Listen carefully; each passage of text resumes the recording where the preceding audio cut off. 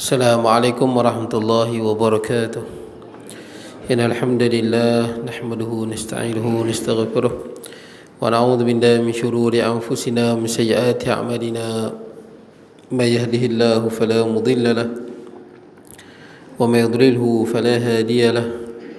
أشهد أن لا إله إلا الله وحده لا شريك له وأشهد أن سيدنا ونبينا محمدا عبده ورسوله.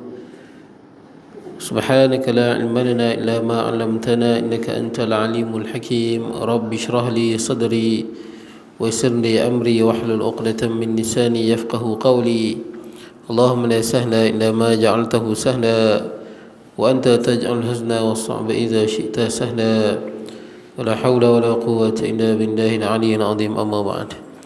Hadirin jemaah yang dirahmati Allah, alhamdulillah pada malam ni kita dapat bertemu. Mana yang ni ya? Siapa nama abang tu? Kerja ni seorang umrah kan? Bila perginya? Pagi semalam. Seorang lagi ni abang Sa'ad mana? Abang Gawi. Tak apa. Kita tengok kitab kita malam ni. Kita berhenti malam ni kitab Qaulul Tam fi Ahkam Imam wal Ma'mum. Kita berhenti di masalah yang ke-64. Betul lah? Masalah yang ke-64. Qala musannifu rahimahullahu ta'ala wa nafa'ana bi ulumi fidan. Kata pengarang, imam sujud 3 kali, adakah makmum wajib mengikutnya? Imam sujud 3 kali, maksud dia dalam peristiwa ni dia merujuk kepada tahiyat akhir. Kita tahu sekali sujud 2 kali. Mula-mula turun daripada sujud sekali, lepas tu duduk antara 2 sujud, lepas tu sujud lagi sekali, lepas tu baru duduk tahiyat akhir. Jadi sujud 2 kali setiap rakaat. Setiap rakaat 2 kali kita sujud. Jadi dia kata imam sujud 3 kali, wajib ikut ke tak wajib ikut? Imam sujud 3 kali. Kita tengok. Telah sembahyang makmum serta imam dan duduk ia sertanya kerana membaca tasyahud. Maka tiba-tiba imam sujud yang ketiga, duduk tahiyat. Tasyahud tu tahiyat lah, kita kata tahiyat akhir. Arab kata tasyahud sebab daripada syahadah dalam tu kan, samalah tahiyat. Duduk tahiyat akhir, maka tiba-tiba imam sujud yang ketiga, maka adakah wajib atas makmum mengikutnya padanya atau tidak? Macam ni, kita sembahyang dengan imam. Lepas imam duduk tahiyat akhir tu, tiba-tiba imam pergi sujud. Masa ni boleh jadi dia terlupa, boleh jadi dia sujud sahwi. Betul tak? Kalau sujud sahwi wajib ikut. Sekalipun sembahyang tu tak ada cacat apa. Sembahyang kita sembahyang elok, zuhur 4 rakaat. Tapi imam sujud sahwi, kita kena ikut juga. Boleh jadi imam ada tertinggal apa? Tertinggal sunat ab'ad yang kita tak tahu. Contoh dia apa? Contohnya doa apa? Qunut dia tak baca selawat. Selawat tu sunat ab'ad. Sallallahu alaihi Muhammad wa ala alihi wasallam. Dia tak baca. Itu sunat ab'ad. Contoh yang lain lagi apa? Dia tinggal apa? Selawat pada Nabi, bacaan tahiyat awal. Bacaan tahiyat awal ataupun selawat dalam tahiyat awal tu, itu sunat ab'ad. Sunat ab'ad. Dia taklah wajib sujud sahwi. Tapi kalau tak buat, sunat sujud sahwi. Ataupun boleh jadi juga imam dia ada syak masa sembahyang. Masa rakaat yang keempat dia syak. Ni 3 ke 4 dia syak. Kemudian dia yakin, oh ni 4. Dalam keadaan macam tu pun sunat sujud sahwi. Walaupun kita jarang buat lah. Saya pun jarang buat, takut nanti orang pelik. Kadang-kadang kita jadi makan, kita terlupa. Ni 4 ke 3. Masa kita, disebabkan lupa tu, sunat sujud sahwi. Sebab sujud sahwi tu untuk apa? Untuk menghina syaitan. Pasal apa kita sujud sahwi? Sebab kita lupa. Pasal apa kita lupa? Kerana bisikan syaitan. Tuan-tuan perasan, kalau tuan-tuan sembahyang, tuan-tuan fokus pada bacaan, tuan-tuan tak akan lupa. Biasanya macam mana kita lupa? Kita memikirkan masalah di luar sembahyang, dia memang lupa. Dia akan jadi lupa. Bila kita dah fikir benda lain, dia lupa. Pasal apa kita fikir benda lain? Kerana itu daripada bisikan syaitan. Tuan-tuan ingat Nabi Yusha' bin Nun, ketika mana apa, diikut Nabi Musa AS nak cari Nabi Khadir AS. Bila nak cari itu, Nabi Musa pesan kepada Nabi Yusha' bin Nun AS, bila ikan ni hilang, ikan tu dah masak lah, dah masak nak makan. Ikan ni hilang, bagi tahu. Sebab bila ikan tu hidup balik, di situlah tempat Nabi Khadir. Ketika Nabi Musa tidur di tempat pertemuan dua lautan, di tempat Nabi Khadir lah, ada satu besar, Nabi Musa tidur. Nabi Yusha' bin Nun ni dia nampak ikan tu hidup balik. Ikan yang telah dimasak dan dimakan separuh hidup balik. Dia lompat masuk dalam laut. Wattakhadha sabilahu fil bahri ajaba. Dia masuk dalam laut dalam keadaan yang sangat pelik. Maksud apa? Dia dah mati. Dah kena masak, dah kena makan separuh, tapi hidup balik masuk. Ada orang kata ikan apa tu? Ikan sebelah, one side fish. Tak apalah, ikan sebelah kan macam kena makan kan. Nampak kena makan sebelah. One side fish. Tu bahasa orang putih. Nama dia one side fish, ikan sebelah. Baik, jadi apa nama, bila hidup ikan tu, Nabi Yusha' bin Nun ni nak beritahu Nabi Musa, tapi Nabi Musa tengah tidur, dia tak mau ganggu. Dia hormat. Maka dia tunggu. Bila Nabi Musa dah jaga, Nabi Musa kata, jom kita teruskan perjalanan. Dia terlupa nak bagi tahu tadi. Kenapa? Bila dah jalan, Nabi Musa dah lapar, Nabi Musa pun kata, bawalah makanan, kita dah lapar. Bila cari, baru diteringat masa tu. Apa dia kata? Wama ansanihu illa syaitan wa adzkurah. Tidaklah yang menyebabkan aku lupa melainkan syaitan. Syaitan kadang dia bisik kita berbagai bisikan. Itu tengah semayang dia datang macam-macam, betul tak? Kita fikir ni lah, sebenarnya itu daripada bisikan syaitan. Bisikan syaitan ni dia datang gambaran-gambaran dalam hati. Kalau jahat itu daripada syaitan lah. Segala yang jahat-jahat tu semua daripada syaitan. Baik, jadi sebab tu bila kita lupa, walaupun kita teringat kemudian, kita syok, ni rakaat ketiga ke keempat. Makmum, imam tahulah dia syak, makmum tak tahu. Disebabkan lupa tu, sunat sujud sahwi. Jadi bila imam sujud sahwi, kita kena ikut. Sekarang dalam kes sekarang ni, kita nak ikut ke tak ikut? Kita tengok apa kata pengarang ni. Untuk menjawabnya hendaklah ditilik. Makmum kena tengok. Nak ikut ke tak ikut, kena tengok. Jika imam itu sudah sujud selepas berlalunya masa sekadar bacaan tahiyat, maka wajiblah atas makmum mengikutinya pada sujud yang ketiga, dan ditanggung demikian itu sujud sahwi. Nampak? Makna dia imam tu sujud setelah habis bacaan tahiyat akhir. Tahiyat akhir ni sampai mana? Allahumma salli ala Muhammad. Sampai situ. Wa ala ali Muhammad sunat ab'ad. Kama sallaita sunat hayat.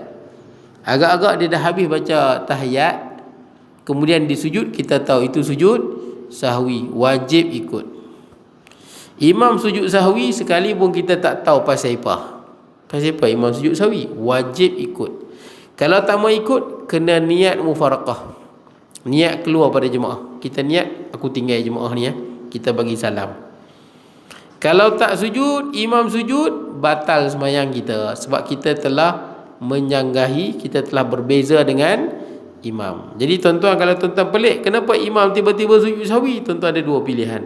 Sama ada tuan-tuan keluar pada jemaah, niat keluar pada jemaah, dan tuan-tuan pun bagi salam.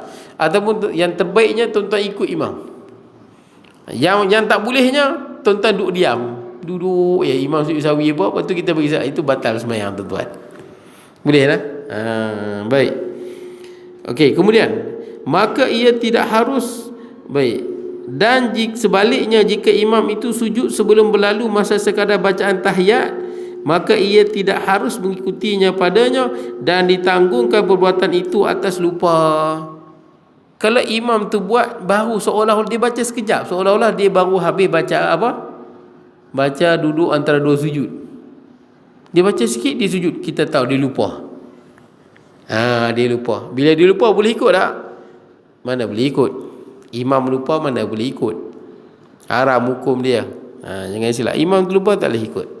Walaupun saya pernah dengar ada ustaz kata, imam lupa pun ikutlah, dia imam. Mana boleh.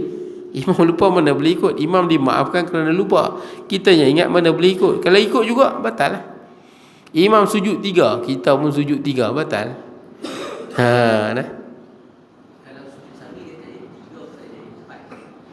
Macam mana? Betul. Cumanya kita first tu nak ikut ke tak? Kita first tu kan, maksud dia sujud yang ketiga lah. Sujud sahwi kan 4 kan, tapi masa duduk tahiyat akhir tu sujud yang ketiga lah. Ketiga, duduk antara 2 sujud, lepas tu sujud keempat kan. Jadi isunya dia kata masa imam nak sujud yang ketiga tu, nak ikut ke tak? Nak ikut ke tak? Baik, sebab kalau kita ikut masa tu, sedangkan kita tahu dia terlupa, batal sembahyang kita. Tapi kalau kita tahu itu sujud sahwi, macam mana kita nak tahu? Macam dia kata tadi lah, kita tengok bacaan dia panjang, kita tahu itu sujud sahwi. Biasanya kita perasan ya, tidak dah habis bacaan tahiyat di sujud, kita tahu tu sujud sahwi. Baik, kemudian kerana waktunya belum masuk dan ditanggung perbuatan itu atas lupa, imam lupa, bukan kerana sujud sahwi, sebab baru baca sikit baru baca pendek, seolah itu bacaan Rabbighfirli warhamni wajburni warfa'ni warzuqni wahdini wa'afini wa'afani, itu bacaan apa? Duduk antara 2 sujud. Dia ada yang pendek lagi tuan-tuan, bacaan sujud ada yang doa panjang, ada yang pendek, banyak. Ada yang paling pendek duduk antara 2 sujud ni, Rabbighfirli Rabbighfirli Rabbighfirli 3 kali. Ada yang paling pendek lagi, tak baca apa. Sunat baca tuan-tuan. Tuan-tuan duduk ya sekadar subhanallah. Duduk sekadar subhanallah. Duduk tu dengan kadar subhanallah, kadar sesaat, 1 saat. Tuan-tuan duduk dengan kadar 1 saat, diam betul tuan-tuan, sujud dengan 1 saat, kadar dia dikira itulah tumaninah. Walaupun tak baca apa, tapi rugilah tak dapat pahala sunat hayat. Kemudian baik, maka jika ia mengikut juga, batallah sembahyangnya. Dan jika ditanggungkan perbuatan itu atas lupa, maka tidak wajib makmum itu memfaraqahnya, bahkan hendaklah yang menunggunya sehingga imam yang beri salam, maka hendaklah ia sujud sahwi. Macam mana kalau imam tu lupa? Kalau pertama, kes yang pertama, imam tu dah habis bacaan tahiyat, kita tahu dia sujud tu sujud apa? Sujud sahwi, wajib ikut. Kalau tak nak ikut, wajib mufaraqah. Boleh lah, tak mufaraqah batal sembahyang. Tapi kalau kita yakin dia terlupa, imam tu terlupa, kita duduk tahiyat akhir, imam tu sangka itu duduk antara 2 sujud, padahal dah duduk dah tadi. Gambaran ni macam ni lah, turun daripada iktidal tu dia sujud sekali dah, lepas tu duduk antara 2 sujud, lepas tu dia sujud yang kedua, lepas tu duduk tahiyat akhir lah. Ni duduk yang terakhir kan, duduk tahiyat akhir. Tapi imam tu sangka masih lagi duduk tahiyat, duduk apa? Antara 2 sujud. Macam mana makmum tahu? Bila dia baca pendek dia baca pendek kita tahu ni dia terlupa ni. Dia ingatkan tu duduk antara 2 sujud. Jadi masa imam sujud, jangan ikut. Kalau ikut, kita ingat batal. Kecuali makmum pun lupa macam imam. Lupa tak apalah. Tapi kalau makmum pun ingat, dia ikut, batal. Jadi makmum nak buat apa? Makmum boleh mufaraqah, bagi salam, tapi tak wajib boleh mufaraqah, bagi salam, terpulang. Nak mufaraqah tak mufaraqah tak apa. Tapi yang bagus ni tunggulah. Tunggu imam tu dia lupa, tak apalah, dia sujud, dia duduk tahiyat akhir, kita pun bagi salam dengan imam. Bolehlah, itu yang terbaik. Baik, kemudian makmum syak sehingga menunggu imam beri salam, dan maka hendaklah ni saya lupa, maka hendaklah ia sujud sahwi. Imam lupa tapi makmum sunat sujud sahwi kalau imam tak sujud. Nampak gambaran dia tadi, imam tu sujud sekali, duduk antara 2 sujud, sujud lagi, lepas tu imam tu duduk antara 2 sujud lagi, dia terlupa. Itu tahiyat akhir tapi duduk antara 2 sujud lagi. Makmum ingat bila imam sujud yang ketiga, jangan ikut. Lepas tu bila imam bangun, imam duduk pada tahiyat akhir, betul tak? Duduk tahiyat akhir, kita bersama dengan imam lah, bagi apa, baca apa semua. Bila imam bagi salam habis, kita sujud sahwi. Pasal apa? Pasal imam lupa. Boleh lah. Pasal ini dikira satu jemaah. Macam ni lah juga. Tuan-tuan ingat tak kalau imam lupa baca doa kunut, imam lupa baca doa kunut, tuan-tuan jangan tegur. Ada orang dah tegur, imam lupa, dia tegur, dia berdiri, subhanallah, subhanallah, dia suruh imam bangun. Mana boleh tegur tuan? Salah tu. Benda sunat jangan tegur. Siapa tegur benda sunat, maaflah tuan-tuan, memang dia tak mengaji lah berkenaan dengan semayang semayang hukum semayang jemaah. Benda sunat yang lepas-lepas, tinggal-tinggal. Sebab kita dah masuk pada yang rukun, dah masuk kepada sujud, jangan pergi tegur pula. Sama juga tinggal tahiyat awal. Tahiyat awal banyak orang tegur. Imam tinggal tahiyat awal, dia duduk tahiyat awal, subhanallah, dia pergi tegur imam. Tak, tahiyat awal tu sunat. Jadi jangan tegur. naik je lah, imam dah lupa naik. Sama juga doa kunut, ikut saja. Sama juga doa kunut yang imam selalu lupa, bukan doa kunut biasa, doa kunut sembahyang witir, betul tak? Itu sunat abaat tu, sunat abaat. Doa kunut sembahyang witir setelah malam yang ke-16, betul tak? Malam ke-16 Ramadan.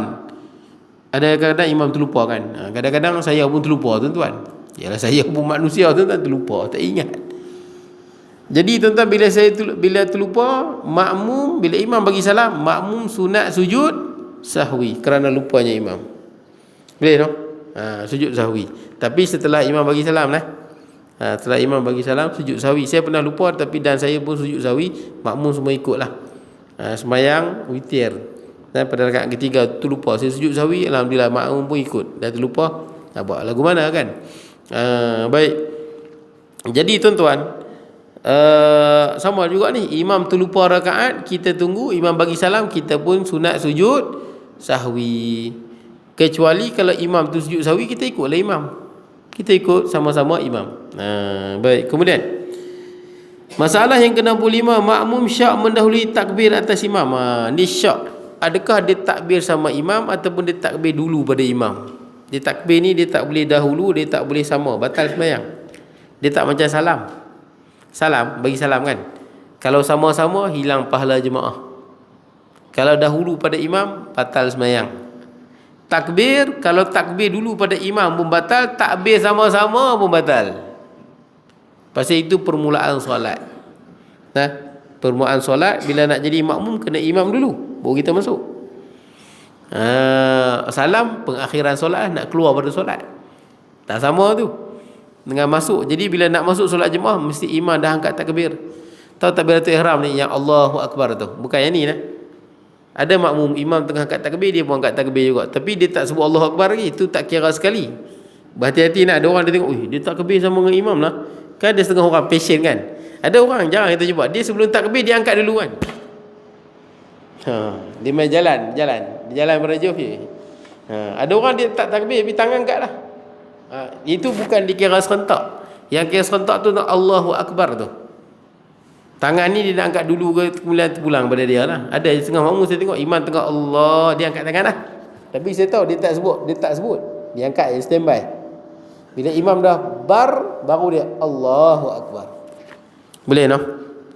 Jadi tang Allahu Akbar tu dipastikan tang takbiratul ihram, takbir mula-mula nak sembahyang tu, pastikan imam dah habis tak Allahu Akbar, baru kita sebut Allahu Akbar, masuk solat. Adapun yang tangan ni nak kemudian anggap apa, tangan ni sunat. Boleh lah. Allahu Akbar tu dia rukun qauli, angkat tangan ni sunat hayat. Baik, kita tengok kalau dia syak, aku dulu pada imam ke sama? Telah semayang makmum serta imam, kemudian syak bahawa ia bertakbir ihram dahulu daripada imam, maka hukumnya tidak sah sembahyangnya. Demikianlah dinakalkan oleh Al-Baghawi daripada Al-Qadhi. Baik. Kemudian dia syak. Siapa syak dia takbir dahulu pada imam, batal sembahyang lah. Batal sembahyang. Pendek kata, kita ni kalau sembahyang berjemaah ni ikut betul-betul lah tuan-tuan. Angkat takbir setelah imam habis. Bersalahan jika syak ia pada mendahulukan berdiri atas imam atau kemudiannya, maka tidaklah mudarat sembahyang itu. Baik, berdiri ni bukan apa? Berdiri di depan imam ke belakang imam. Berdiri merujuk kepada kedudukan sembahyang. Kita tak boleh duduk depan pada imam. Kalau depan pada imam, batal sembahyang.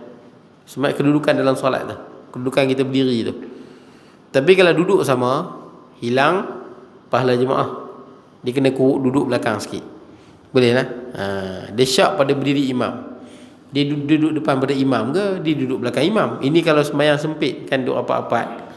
Dia memang kok mana pun kita tak boleh kedudukan kita di hadapan imam. Mesti di belakang imam walaupun sikit. Baik. Kemudian demikian, bersalahan jika syak ia mendahulukan berdirinya atas imam atau kemudiannya, maka tidaklah mudarat sembahyang itu, sah sembahyang itu mengikut pendapat yang sahih. Dan perbezaan di antara dua masalah itu kerana sahnya Kerana sah hanya pada perdirian itu lebih banyak hasilnya berlaku daripada kesahan pada takbiratul ihram. Dan inilah surah dua masalah. Dia nak cerita sah hanya tentang berdiri tu. Nanti disebut walaupun sama berdiri dengan imam dia anggap sah. Tapi takbiratul ihram kalau sama-sama dengan imam batal. Kita tengok surah dia sebut ni. Yang pertama, sah pada perdirian ada dua surah. Sah pada berdiri tu, kedudukan berdiri nah. Kita tak pernah jadilah tuan-tuan semua kita duduk belakang imam. Ni kan tempat sempit-sempit lah tuan-tuan, kita sembahyang, kita tak tahu kita di belakang imam ke dulu pada imam. Baik. Tempat sahnya berdiri tu berdiri di belakang imam macam kita lah. Kita sembahyang kita berdiri belakang imam. Tu memang sah lah. Yang kedua, berdiri sama dengan imam, batal, sama. Berdiri sama dengan imam pun sah. Tapi hilang pahala jemaah. Jangan berdiri sama di Malaysia tak ada orang berdiri dengan imam, semua berdiri belakang. Baik. Yang ketiga, kemudian batal pada berdirinya ada satu surah saja, iaitu berdiri dahulu pada imam. Batal tu kalau kita berdiri depan imam, batal. Kan kita sembahyang Allahu Akbar, makmum duduk depan sikit pada imam, batal lah. Batal. Dia tak boleh kedudukan dia depan pada imam. Baik. Sah pada takbir satu surah saja. Sah pada takbiratul ihram satu je gambaran dia. Apa dia? Iaitu bertakbiratul ihram kemudian daripada imam. Mesti Allahu Akbar setelah imam habis Allahu Akbar. Bukan yang ni tangan. Boleh jadi imam dia habis cepat, Allahu Akbar, tangan lambat. Boleh tangan lambat. Boleh jadi makmum angkat tangan awal. Boleh jadi imam langsung tak angkat. Betul tak? Boleh jadi tangan sakit dia langsung tak angkat. Kan sunat angkat ni. Imam Allahu Akbar, habis ya Allahu Akbar, makmum boleh terus. Faham tak? Itu saja gambarannya. Kalau sama batal. Batal pada takbiratul ihram ada dua surah. Takbir dahulu daripada imam, batal. Dia imam belum takbir, dia takbir dah.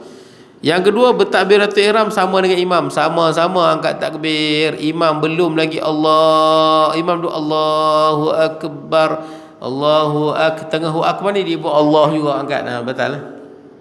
Dia tak boleh lah, tunggu imam habis dulu. Baik. Ringkasnya, sah pada perdirian itu dua surah daripada tiga surah. Dan sah pada takbiratan itu satu surah daripada tiga.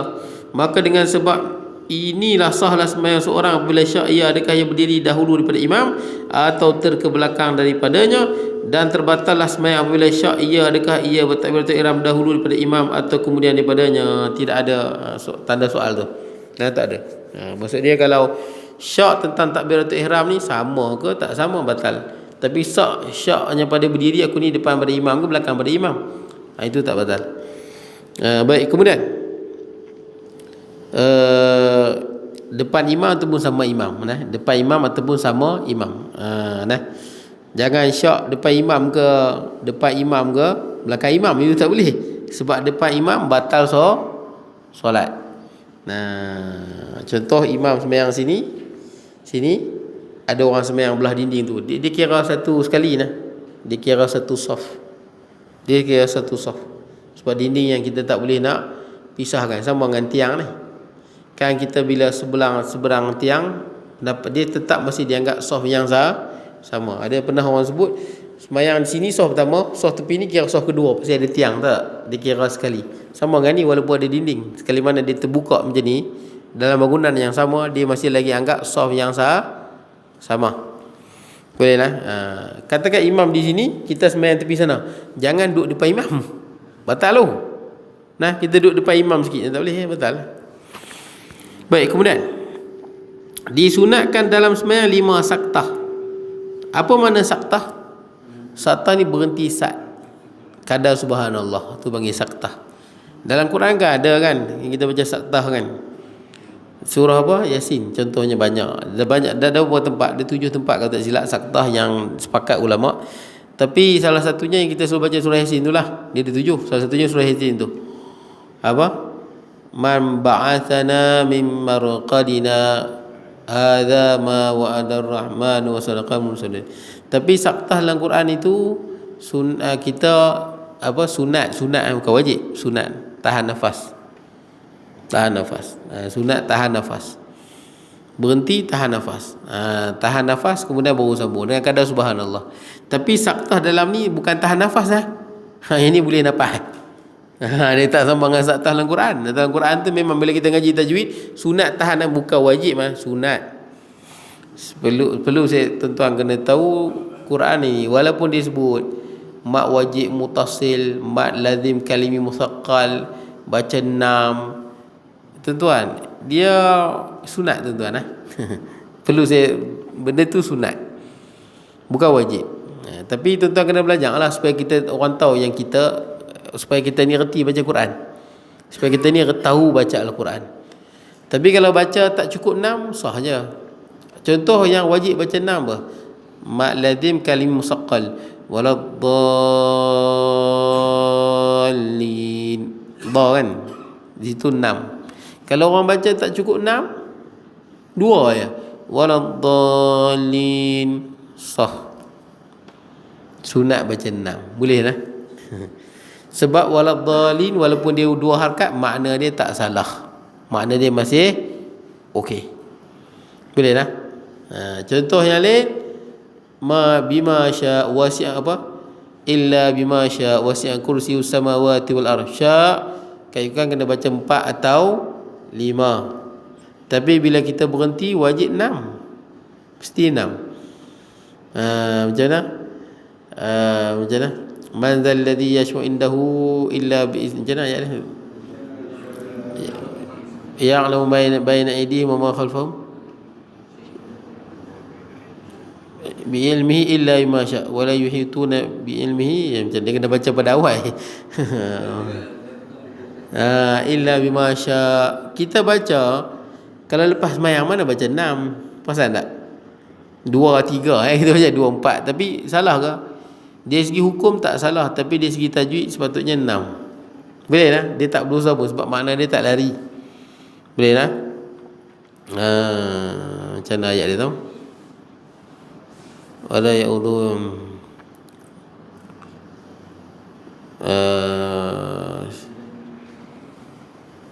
man dzal ladzi yashfa'u indahu illa bi iznihi ya'lamu baina aydihim wa ma khalfahum wa la yuhituna bi syai'in min ilmihi illa bima syaa. Teraan bima syaa kita baca 2 ya kadang-kadang. Sebenarnya 6. Mak wajib mutasil bila berhenti 6. Tapi salah ke tuan-tuan baca 2, 4? Tidak ada sebarang dosa kerana dia makna dia sampai. Boleh nah? Yang salahnya yang 2 harakat tu tinggal, itu salah dan berdosa kalau sengaja. Dia panjang tu bagi pendek. Alhamdulillahi rabbil alamin. Tu baca alhamdulillahi rabbil alamin. Alamin dah hilang alif. Itu salah. Alhamdulillahi rabbil alamin. Salah. Tinggal alif, salah. Lagi apa? Iyyaka na buang alif. Tak, alif tu hilang dah. Terus sambung. Iyyaka na'budu wa iyyaka nasta'in. Salah. Dah tinggal alif. Boleh lah. Tuan-tuan bila tuan-tuan pendek, tuan-tuan tinggal ya. Dia panjang. Kanasta'in 2, 4, 6. Bila tuan-tuan baca kanasta'in, tuan-tuan dah buang ya. Betul tak? Itu haram. Qul a'udzu birabbin nas. Jangan baca qul a'udzu birabbin nas. Tuan-tuan dah buang alif. Kan ada alif tu. Tidak, nun alif sin. Itu kalau kita tahu dan kita sengaja, hukum dia haram dan berdosa. Lari makna. Kita tahu dan ni tak, jangan terlupa tinggal alif waw ya tu tuan-tuan. Alif waw ya. Kalau contoh ya apa? Qul ya ayyuhal kafirun. Tidak. Jangan baca qul ya ayyuhal kafirun. Harun tetap pendek, tuan-tuan dah buang waw di situ. Itu haram hukum dia. Haram sebab lari makna. Wala antum aabiduna ma. Jangan wala antum aabidu apa? Bidu nama a'bud. Bidu nama buang waw tu. Itu haram lah. Ingat alif wawiyah tu lah. Alif wawiyah dan huruf yang lain. Jangan tinggal. Tinggal itu lari makna dan haram hukum dia. Adapun yang mak lazim pun semua untuk mencantikkan lagi lah bacaan kita. Mengaji lah tuan-tuan. Saya pun kalau baca biasa-biasa dalam solat, kita memang baca macam biasalah. Tapi biasanya di luar solat memang kita baca macam tadilah. Bima sya' tu 24 je kita baca kadang-kadang. Taklah satu kesalahan. Tapi boleh baca 6 tu bagus. Saya tak pernah dengar imam baca 6 tu, jaranglah. Bima sya'. Lepas saya tak pernah dengar tuan-tuan. Walaupun kita tahu saya tak pernah dengar. Hatta saya pun tak baca 6 walaupun saya tahu hukum dia, sebab saya tahu tak lari makna dia. Baik, kemudian kawan saya yang Arab pun bila dia baca macam tu saya dengar. Macam tu juga. Yang penting jangan lari makna dia. Baik, disunatkan berhenti saktah ni berapa 5 tempat. Berhenti sat. Boleh nafas berhenti dan boleh nafas. Tapi berhenti dengan kadar sesaat macam itulah. Selepas takbiratul ihram maka jangan sambung dengan doa, jangan terus. Jangan takbiratul ihram angkat ni. Allahu akbar kabira, alhamdulillah, bukan. Dia macam ni. Allahu akbar kabira. Dia ada senggang sikit. Boleh dah? Senggang sikit. Sunat. Ada orang macam tu kan. Allahu akbar kabira. Rugilah, tak dapat pahala tu. Kita berhenti dapat pahala. Supaya jarak antara takbiratul ihram dengan doa iftitah. Sebab itu rukun dengan ni jangan sekali. Rukun dengan apa? Rukun dengan sunat hayat. Okey, itu yang pertama. Yang kedua, selepas selesai doa iftitah, habis kan? Wa ana minal muslimin. Jangan tu wa ana minal muslimin a'udzubillah. Bukan batal, tapi rugilah. Dia nak tersusun tuan-tuan, nak bagi elok kan. Habis wa ana minal muslimin a'udzubillahi minasyaitonirrajim. Boleh lah. Stop sat supaya ada jarak. Sebagai ulama kata untuk nafas tu pun dia lah. Bila kita tarik nafas tu maksudnya saktah lah tu. Sebagai ulama sebut bila kita nafas tu itu saktah lah. Baik. Yang ketiga, selepas selesai waladhdallin. Ni kadang banyak silap. Selepas waladhdallin, amin, bukan waladhdallin, amin. Macam tu. Pasal apa tuan-tuan? Pasal masa tu doa mustajab. Tunggu supaya makmum boleh kata rabbighfirli.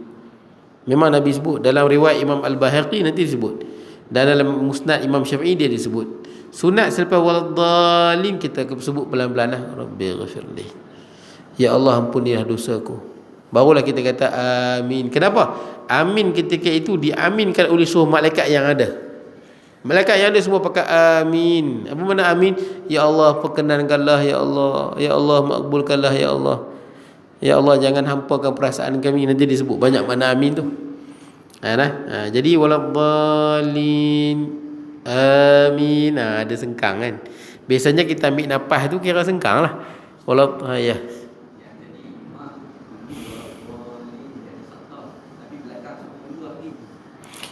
Yang tu disebut tu. Bila makmum sebut amin dulu, dia terlepas fadilat amin bersama malaikat. Dia rugilah kan, rugilah. Sebab amin malaikat ni mustajab. Memang selalu jadi macam tu pun. Saya pernah jadi. Kita tunggu waladhdallin belakang, amin. Nanti dulu. Dia dulu pada imam pula. Tapi seorang dua ada tempat macam tu kan. Dia sepatutnya tunggu kita makmum pun sabarlah. Dia tak batal sembahyang tapi rugi. Dia tidak mendapat fadilat amin bersama dengan imam. Sebab amin imam sama dengan malaikat yang ada di sekeliling ni. Tapi memang jadi pun macam tu. Saya tahu. Dia tak tahu pasal apa. Waladhdallin. Kuat lah zuhur ni. Suara dia. Makmum. Baik. Tunggu imam tunggu sat. Masa kita nafas dia waladhdallin, amin. Kita tarik nafas untuk aminan. Itu kira saktah juga. Termasuk saktah. Baik, berhenti sekejap sebelum baca amin supaya tidak diwahamkan amin itu sebahagian daripada Fatihah. Ini antara hikmah dia lah. Supaya amin bukan Fatihah.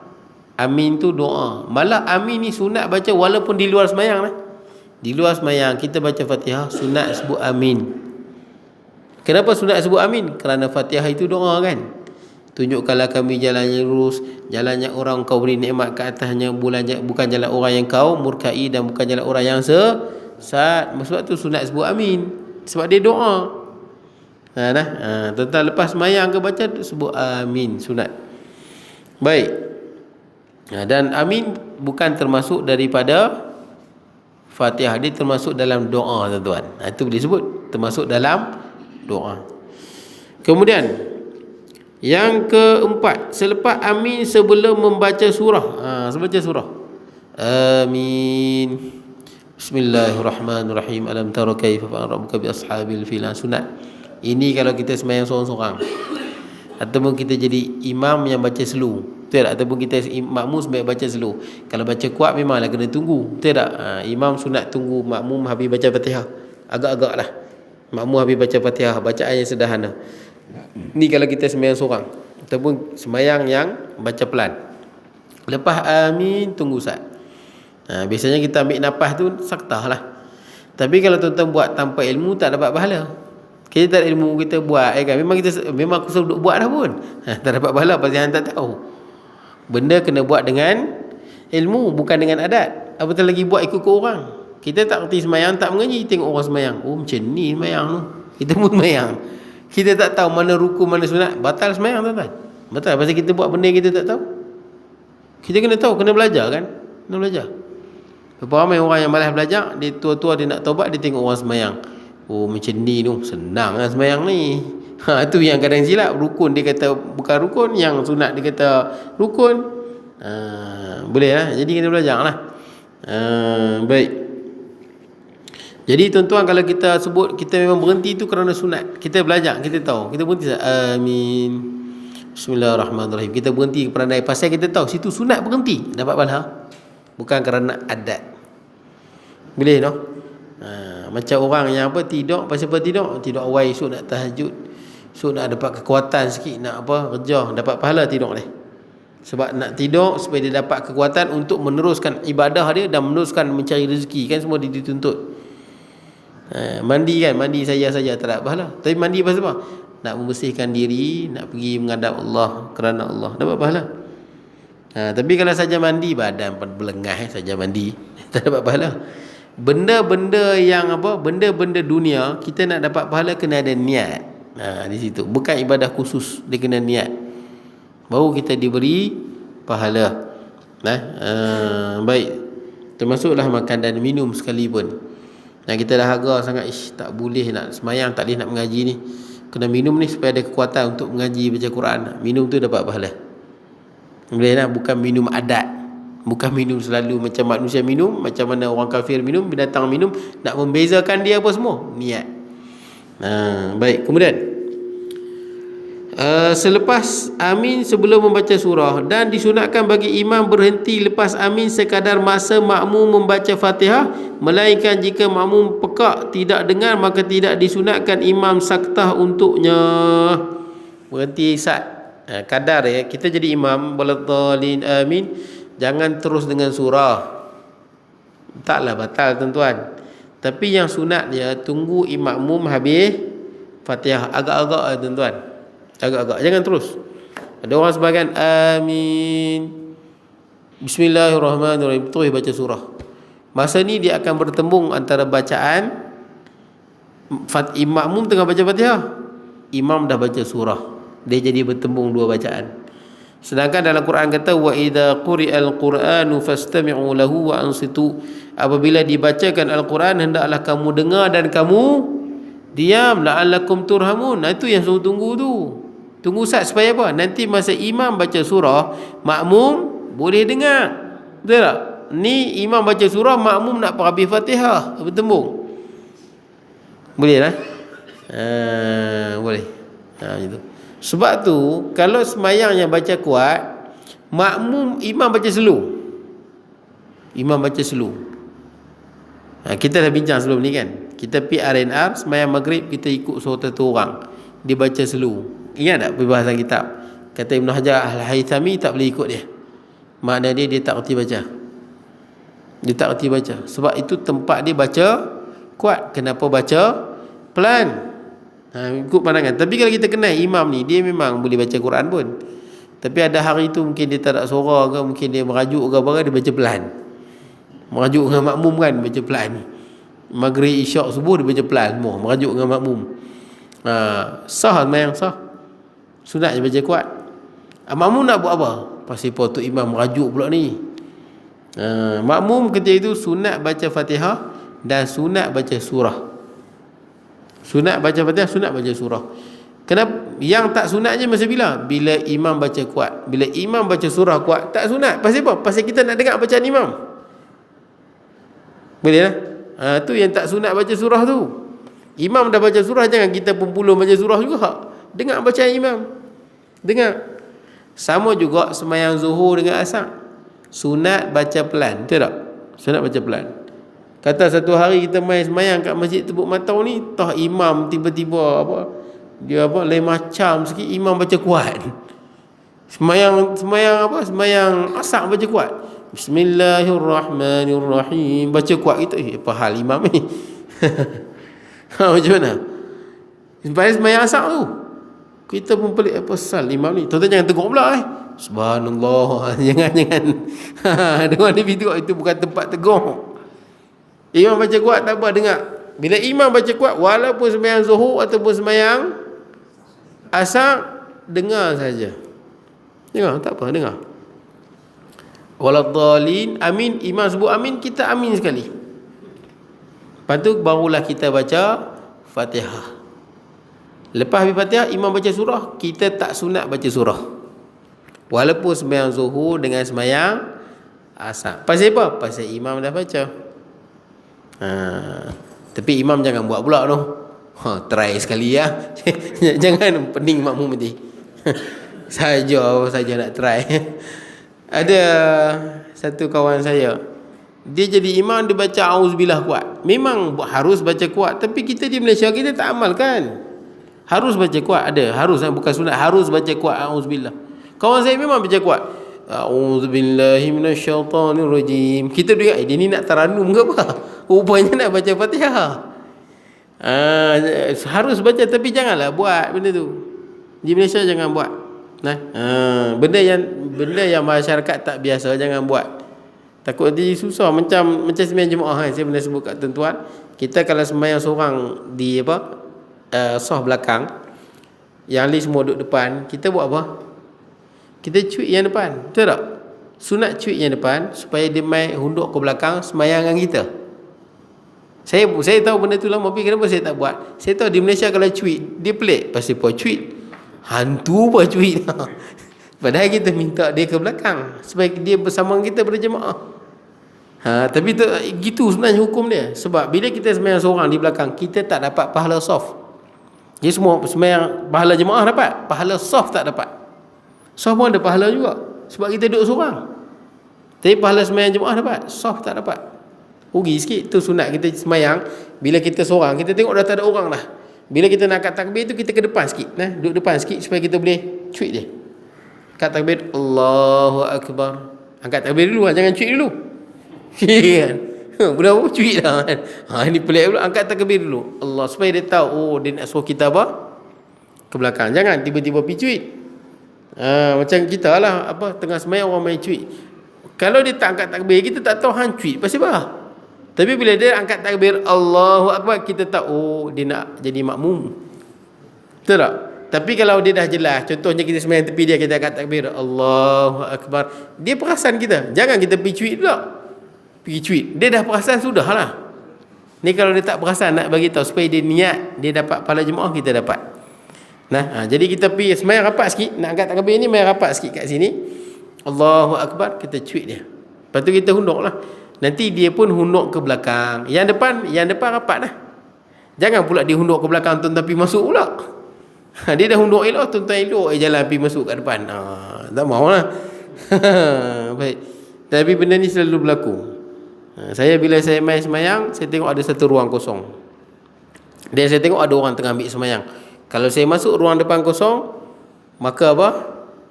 Nanti dia akan duduk seorang belakang. Apa yang saya buat? Saya akan sembahyang di belakang. Supaya apa? Supaya ada soft. Supaya soft tu ada. Saya tengok, nanti dia nak main. Saya duduk belakang seorang. Allahu Akbar. Banyak kali saya buat, dia tengok saya, dia tengok apa? Kosong tak masuk. Aku tunggu hang. Dia buat apa? Dia pergi masuk kat situ. Saya sembahyang seorang-seorang. Pada betul dia ni. Banyak kali kena lah tuan-tuan. Dia tengok kita mesti dia tengok apa ruang kosong tak masuk. Kita tunggu dia supaya ada dua orang belakang soft baru jadi soft. Sama-sama dapat pahala soft. Itu pun saya tak amal pun tuan-tuan. Tak amal, tak pergi cuit orang depan. Saya tahu kalau cuit nanti haru. Cuba tuan-tuan buat sekali kat masjid ni. Cuba try tengok boleh ke tak boleh. Kalau boleh kemahalan tuan-tuan. Ni tuan-tuan dah mengaji ni. Nanti ikut sembahyang asar kan sembahyang apa kan. Tuan-tuan seorang duduk belakang. Tuan-tuan ingat Ustaz Kusam pesan dulu macam ni. Tuan-tuan buat main rapat sikit angkat takbir Allahu Akbar. Tuan-tuan cuit belakang Imam Ibrahim contohnya.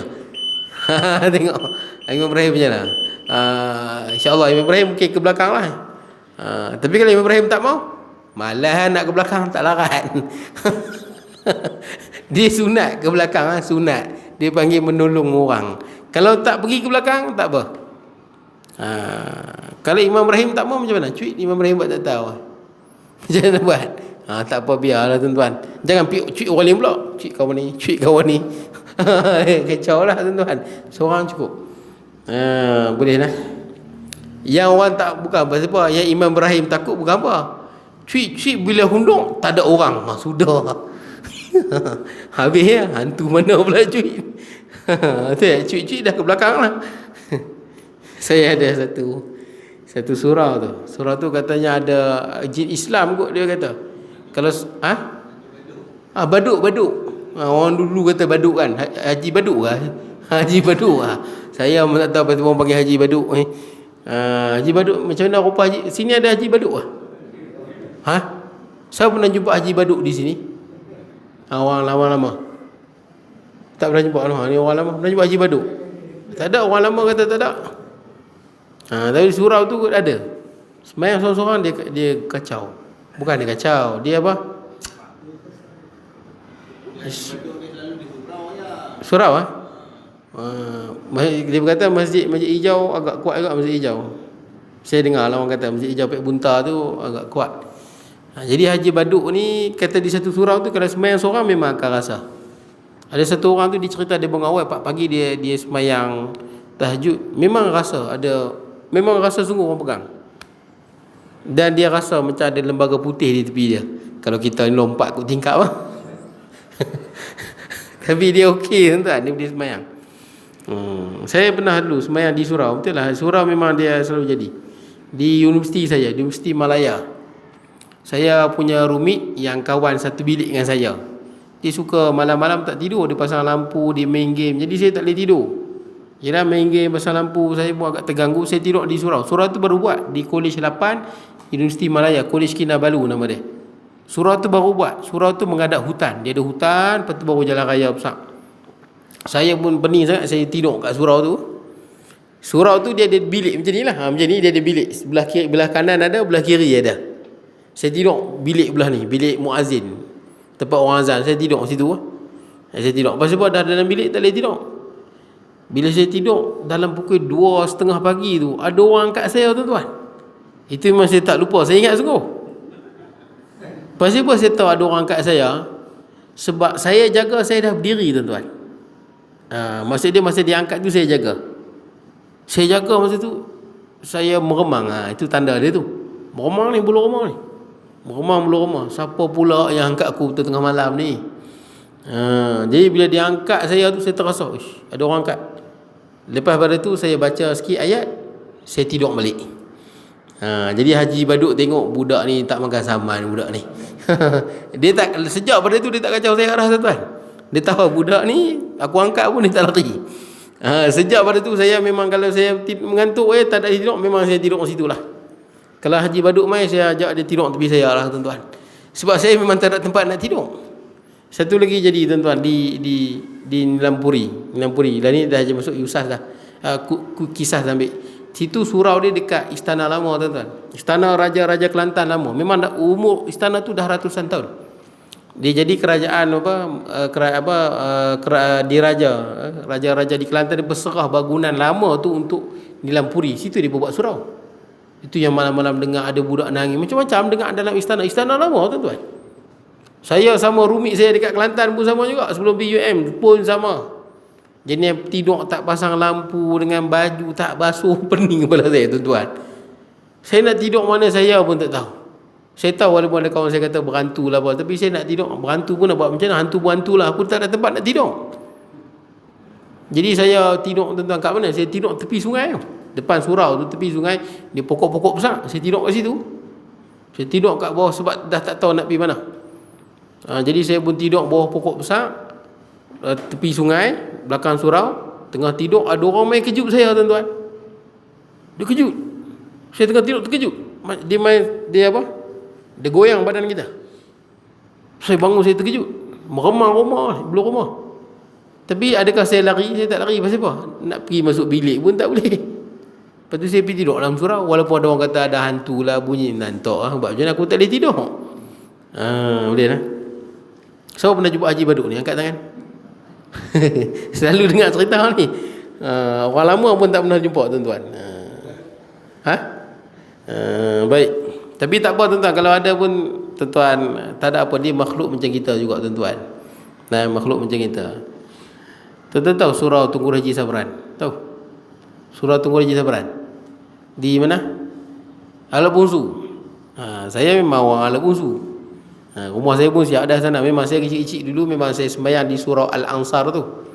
Surau Al-Ansar. Waktu saya kecil-kecil tu memang selalulah dengar kuliah Tuan Guru Haji Sabran. Dulu pernah jadi wakil rakyat Semanggi kan. Saya memang mengaji. Yang saya mengajak ni banyak juga yang saya ambil pada dia. Masa saya kecil dulu dia jadi guru pengetua di sekolah Mat Ridwan. Tahu Ridwan Yah kan, dia pengetua. Saya ingat masa saya darjah 6 tu, kalau tiap kali nak periksa saya pergi jumpa dia. Bagi ayam suruh dia jampi. Suruh dia jampi. Tuan-tuan kenal Haji Sabran tu? Dia orang kaya lah. Dia asal tebing tinggi tu. Kira ayah dia tu orang Banjak, orang kaya, orang Banjak kaya, dia Lok Bungsu tu lah. Terkenal lah orang kaya. Jadi dia lah duk jampi baca surah Alam Nashrah apa semua. Mungkin berkat itu lah kot saya boleh lah ingat-ingat mengajar si tuan-tuan. Mungkin yang tu lah kot saya selalu minta dia baca jampi.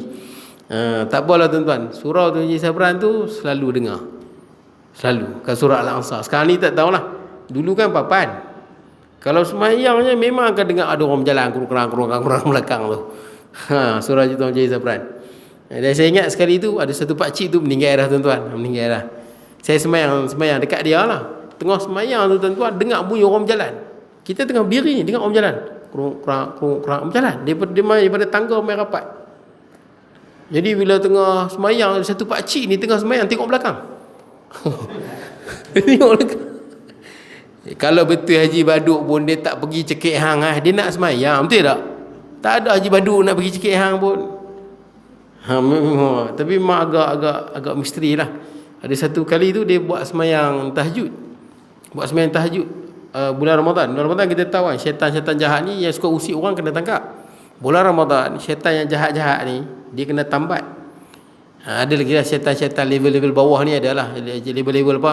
Prebek cak ayam ni dia ada lagi. Dia kacau. Baradu syait jin yang jahat dia.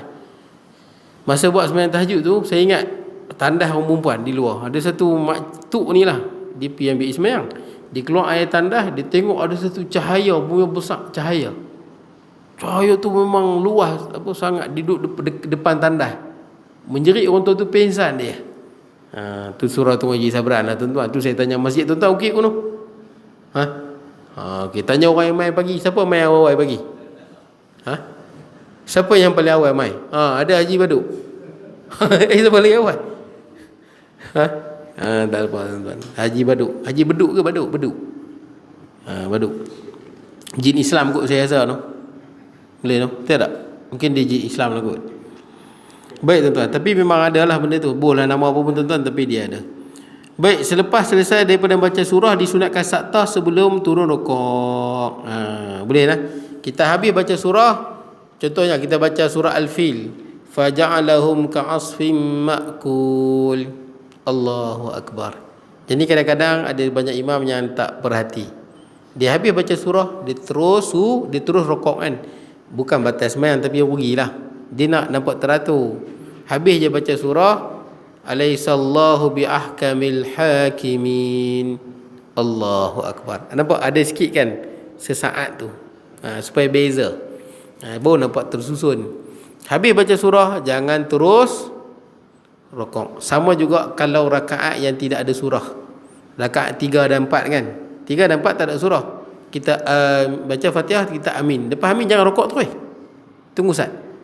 Amin, Allahu Akbar. Nampak dia ada sengkang sikit. Boleh lah. Saya minta maaf tuan-tuan. Akan datang kita sambung masalah yang ke-67. Masalah yang ke-67. Bismillahirrahmanirrahim. Allahumma ja'al jam'ana hadha jam'an marhaman, tafarraqna ba'da tafarraqa ma'suma, wa la taj'al minna syaqiyya wa la mahmala matula. Sallallahu nabiyina Muhammad wa ala alihi wa sahbihi barik wa sallam. Alhamdulillah rabbil alamin.